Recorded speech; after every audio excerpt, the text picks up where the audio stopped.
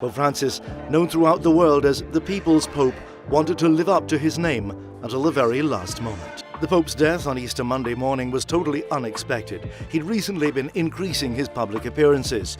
Even though he hardly ever spoke, it was clear he deeply desired to be among people. His message was coherent with his entire pontificate, a call for peace. Easter Monday dawned quietly, a stillness that barely lasted before being shattered by whispers spreading like wildfire from Vatican City. Word had come, Pope Francis, at 88, had passed away. The leader of the Roman Catholic Pope, the Roman Catholic Church, Pope Francis, has died at 88 years old. Just a day earlier, he had appeared before thousands during Easter Sunday at St. Peter's Square. Fragile, yes, wheeled in carefully, but very much there, blessing infants, smiling gently, his spirit far stronger than the body that carried it. He had waved, paused often to bless those brought before him, and though his voice was no longer strong enough to carry the Easter message, his words still reached the crowd, carried tenderly by an aide. His final message? Not doctrine, not politics, just a plea for peace. A call for unity in a fractured world, naming places like Gaza and Ukraine, scarred by violence. No one knew then it would be his last appearance, a night that changed everything. The sun had barely risen when the news broke.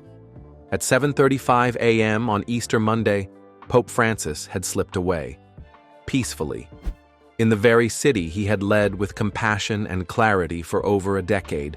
Though his health had been waning, worsened by a battle with pneumonia and the after effects of a childhood lung surgery, few expected the end to come so suddenly. Eyewitnesses described an atmosphere unlike anything they'd seen. BBC reporter David Jaglani recalled how, as the official Vatican confirmation came, people rushed toward St. Peter's Square. Some ran, others froze, many wept openly. Rome, a city that had grown used to his quiet strength, now stood still, cloaked in mourning. Long before he donned the papal white, Jorge Mario Bergoglio lived a life no one would have predicted. Born in Buenos Aires to Italian parents who had fled fascist rule. Well, he was born in Argentina, the first Latin American to take the post, as I mentioned. Pope Francis. His early years were anything but clerical. He worked regular jobs, even as a nightclub bouncer and a chemical technician, before a quiet yet powerful spiritual pull changed his course forever. That pull led him to the Jesuits, the Society of Jesus, where discipline and devotion shaped him. Decades later, in 2013, history would take a sharp turn. A pope not from Europe, not from the usual circle, but from the Americas. The first Jesuit to take the helm of the church. And with him came a different kind of leadership, one built on humility, courage, and a refusal to seek grandeur. A papacy rooted in simplicity. For 11 unforgettable years, Pope Francis led not from a pedestal, but from beside the people. His message never wavered. Leadership, he reminded the world, was about service, not ceremony. From the moment he became pope, he made choices that spoke louder than sermons. He turned away from the ornate papal apartments and instead chose a humble room in the Vatican guest house. His life was stripped of luxury by choice. His travels were modest, his actions intentional. He bent to wash the feet of prisoners. He embraced those often shunned. In other world news, he's preached goodwill, humility, and service, and he's leading by example. But the Pope went to jail today. Calm down. He went to jail to wash the feet of young prisoners, many of them Muslims and atheists. Held close the sick, and stood with the poor, the displaced, and the forgotten. And in what would become his final official message, that same selfless vision rang out once more. Though another spoke the words aloud, the spirit was unmistakably his, a plea to protect human dignity, to stand up for freedom, and to reject indifference. When a pope dies, centuries-old rituals quietly move into place. A senior Vatican official, the Camerlengo, calls out the Pope's baptismal name 3 times. Silence confirms what hearts already know: the Holy Father is gone.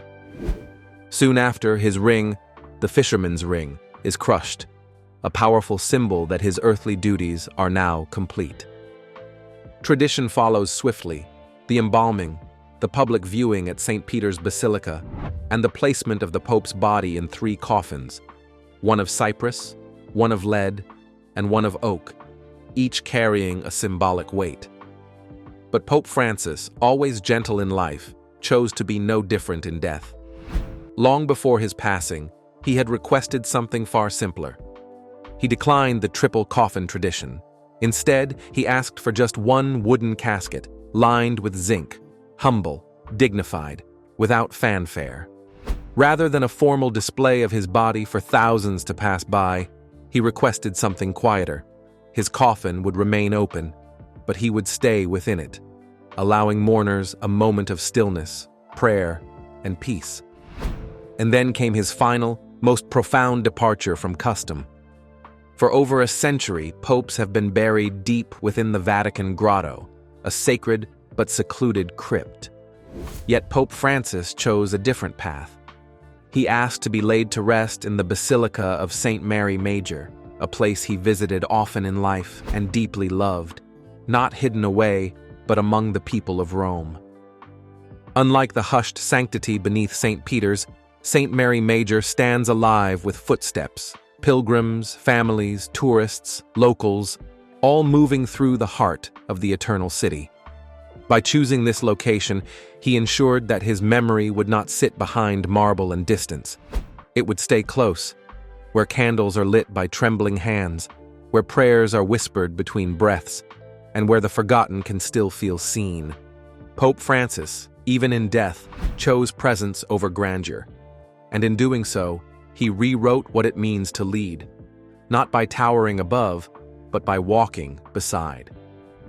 As dawn broke across the globe, news of Pope Francis's passing moved faster than the sunrise.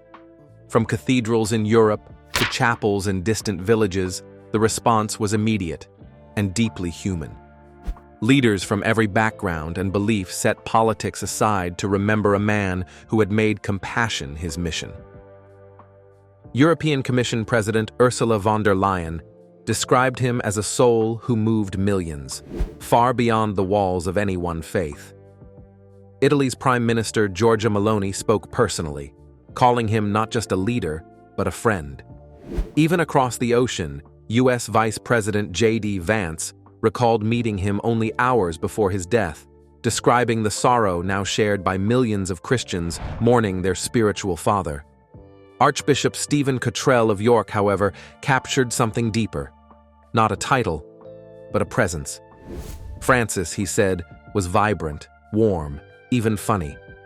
A reminder that holiness doesn't require distance. Oh, well, I would thank him for his witness. I'd thank him for his good humour. This may sound a bit strange, but he kind of didn't take himself too seriously, but he did take the Christian faith and he did take the person of Jesus very seriously, but in such a joyful way. Now the question whispers quietly through the halls of the Vatican and the minds of millions. Who will carry the light forward? The man who follows Pope Francis will inherit far more than a role. He'll step into the legacy of a leader who reshaped what it meant to be Pope, not just the face of the Church, but its listening heart. Francis was not content with speaking to cardinals in scarlet robes. He reached for prisoners, refugees, and children. He stripped away the barriers of tradition to build something more lasting: connection. His passing during Easter, the season of resurrection, and within a Jubilee year, when pilgrims flock to Rome seeking forgiveness and new beginnings, gives his farewell a sacred weight. It's not just the end of a papacy. It's the closing of a transformative chapter. Francis never sought to be memorialized in stone or gold. His real imprint lives in moments: a quiet blessing for a disabled child, a visit to a war-torn camp, a gentle challenge to world powers to remember their shared humanity. His legacy isn't built in marble. It's carried in the lives he touched and the bridges he built. Rome feels changed. The air itself is quieter. Rosaries slip through fingers in the streets. Red and white flowers vanish from shop stalls faster than they can be restocked. Around St. Peter's Basilica, priests from across the continents gather beneath ancient columns, and soon, behind locked doors, the conclave will begin. It's a process steeped in centuries of sacred tradition.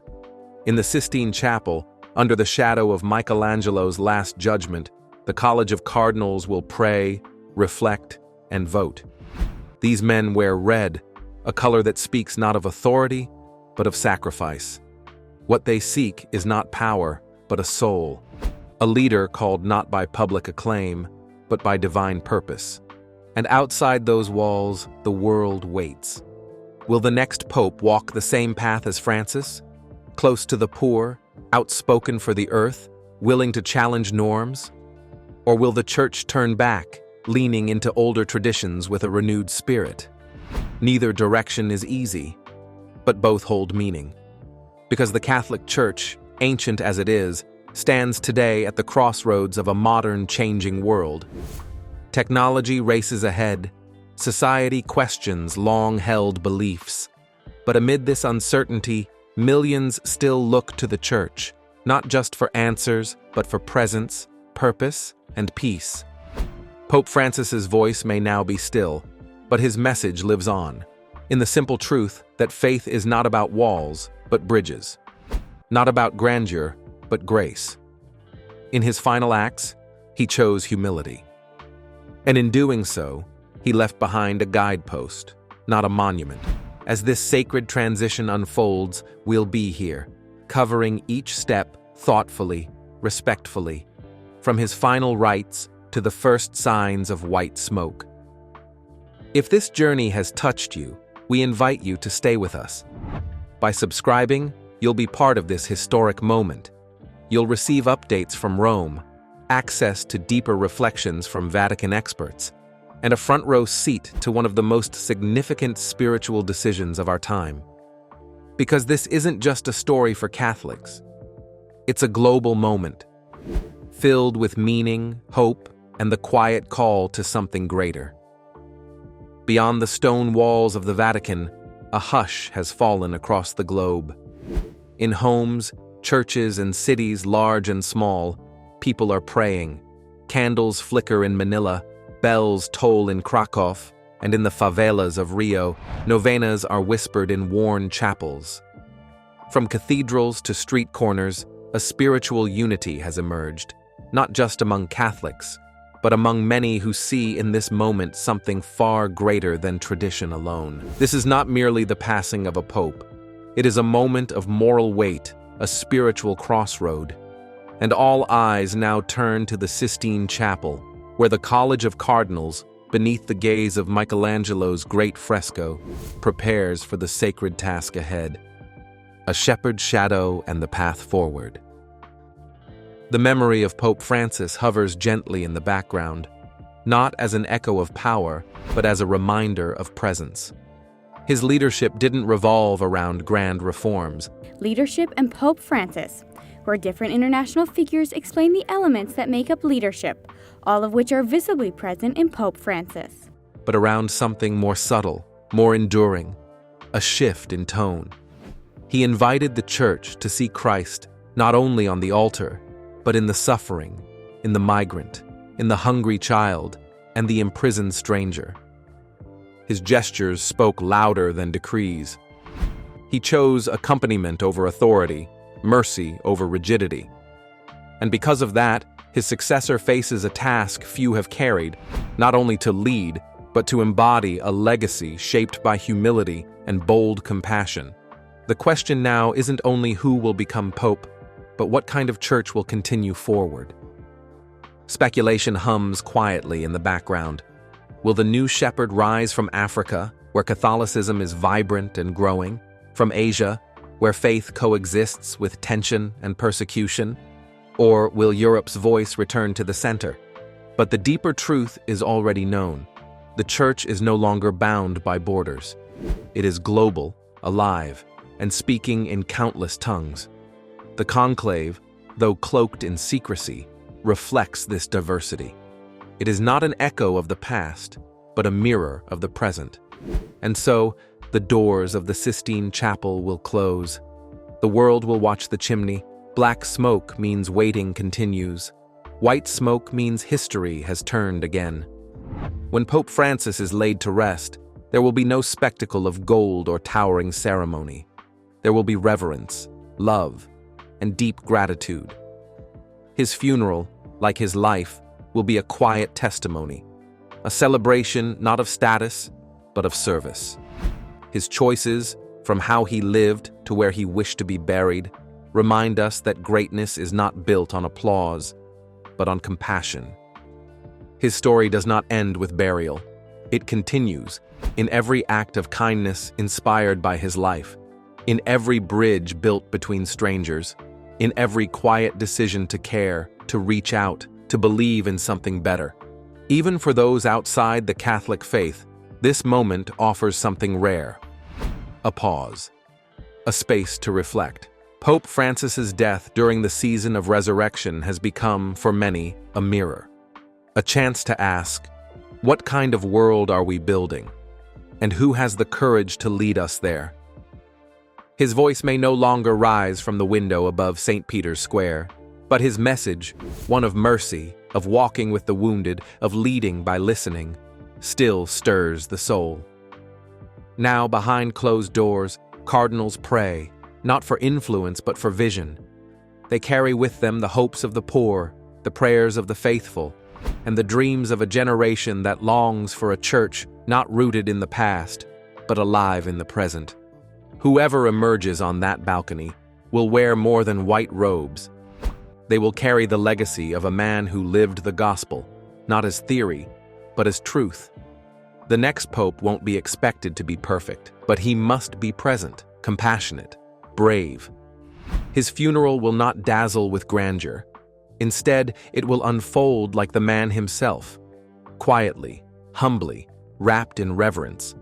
That Pope-mobile made its way slowly through the streets from St. Peter's Square behind me to the Basilica of Santa Maria Maggiore. People lined the streets to get a final glimpse, to say goodbye, if you like, to Pope Francis. Golden sunlight will stream through the stained glass of St. Peter's Basilica.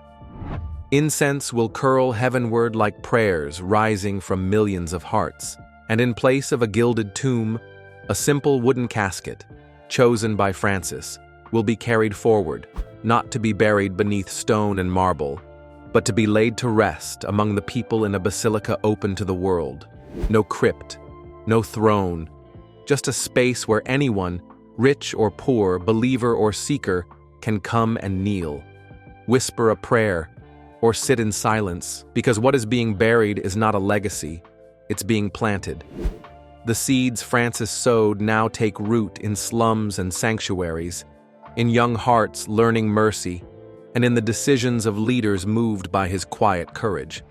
Pope Francis taught us something rare, that holiness doesn't require perfection. He shared his doubts, he showed his fatigue, he admitted his fears, and in doing so, he reminded us that faith isn't about having all the answers. It's about showing up anyway, step by trembling step, even when the path ahead is unclear. In an age hungry for authenticity, it was his vulnerability that made him strongest. And now that he is gone, we are left with the real question. Not who will wear the white robes next, but what spirit we will carry forward. The next chapter begins. Will the church remain a refuge for the rejected, a light for those in despair?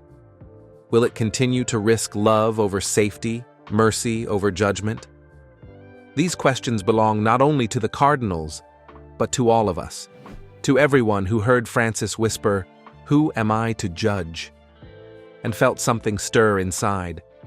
For the measure of a life well lived isn't found in titles or tombs, but in echoes, the ones that linger in classrooms, in confessionals, in refugee camps, and in broken places touched by his presence. The conclave will soon end. White smoke will rise again. A new name will be called. There will be cheers, cameras, and tradition. But long after the square empties, the Church will still face the challenge Francis left behind, to live the gospel not as a ceremony, but as a heartbeat. In his final years, Francis spoke often of joy, not the kind found in headlines, but the joy that comes from selfless love, a joy that springs from surrender, that glows quietly in the lives of those who ask for nothing and give everything. He leaves behind no monument, no empire, only this, a legacy of kindness, of simplicity, of courage without spectacle. A legacy etched not in stone, but in the sacred smallness of everyday acts, and in the millions who will carry that spirit forward. And so we remember. As this chapter closes, the Catholic Church continues, ancient yet ever new, holding contradiction and beauty, suffering and grace, with the name Francis now written into its soul. Not as a marble statue in some distant corner, but as a living invitation to lead by kneeling, to love without hesitation, to give even your last breath for the sake of another. The bells of Rome will ring again, the crowds will thin, the headlines will shift. But in quiet hearts all over the world, his voice will still be heard, reminding us to build bridges, not walls, to care for the poor, to protect the earth, to forgive, to listen, and to walk with God even when it's hard. Farewell, Holy Father. May eternal light shine upon you, and may the mission you began in love continue in us. This moment marks the end of one chapter and the sacred beginning of another. As the conclave begins and the Church prepares for its next shepherd, we invite you to stay with us. Subscribe now for thoughtful coverage, from the funeral rites of Pope Francis to exclusive insights into the conclave. Join our community of viewers seeking not just updates, but understanding. Not just news, but meaning. Because this isn't just a church story, it's a human one. And it reminds us all, true faith doesn't retreat into silence. It steps forward, builds bridges, and dares to love the world anyway.